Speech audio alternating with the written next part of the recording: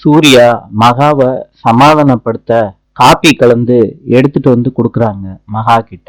மகா சொல்றாங்க, எனக்கு காப்பி வேண்டாம். சூர்யா கோடீஸ்வரி கிட்ட மகாவை எப்படி சமாதானப்படுத்துறதுன்னு ஐடியா கேக்குறாங்க போன்ல. அதுக்கு கோடீஸ்வரி ஒரு சூப்பர் ஐடியா சொல்றாங்க. அத கேட்ட சூர்யா மகாவோட சேலைய அயன் பண்றாரு. சேலை கூட கொஞ்சம் அயன் பாக்ஸ்ல ஹீட் ஆனதுனால சேலையில பெரிய ஓட்டை விழுந்துருது. சூர்யா அந்த சேலைய வச்சுக்கிட்டு ஓட்டையாயிடுச்சேன்னு சேலைய விரிச்சு பாக்குறாரு.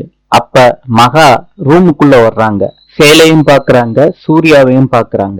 மகா கடுப்பாயி சூர்யாவை திட்டுறாங்க. சூர்யா நினைக்கிறாரு, இந்த ட்ரிப் தப்பாயி போச்சு. ஆனா இப்ப நம்ம நடிக்கிற நடிப்புல மகா நம்மள மன்னிச்சிருவான்னு நினைச்சுக்கிட்டு நடிக்க ஆரம்பிக்கிறாரு. ஐயோ தலை வலிக்குதே அப்படின்னு சூர்யா கத்துறாரு. படுத்துக்கிட்டு இருந்த மகா எந்திரிச்சு தலைவலி மருந்தை எடுத்து கொடுத்துட்டு படுக்கிறாங்க. அத தடவுன சூர்யா, ஐயையோ எரியுதே, இந்த மருந்தை தடவுன உடனே ரொம்ப எரியுதே அப்படின்னு கத்துறாரு. மகா ஆப்போசிட் டைரக்ஷன்ல படுத்துக்கிட்டு சிரிக்கிறாங்க. சூர்யா சொல்றாரு, பாவி, எக்ஸ்பைரி ஆன தைலத்தை எனக்கு கொடுத்துருக்க, அதனாலதான் எனக்கு எரியுது. இப்படி பண்ணிட்டிய மகா. சூர்யா கத்துறத பார்த்து மகா ரசிச்சு சிரிக்கிறாங்க. நாளை சந்திப்போம்.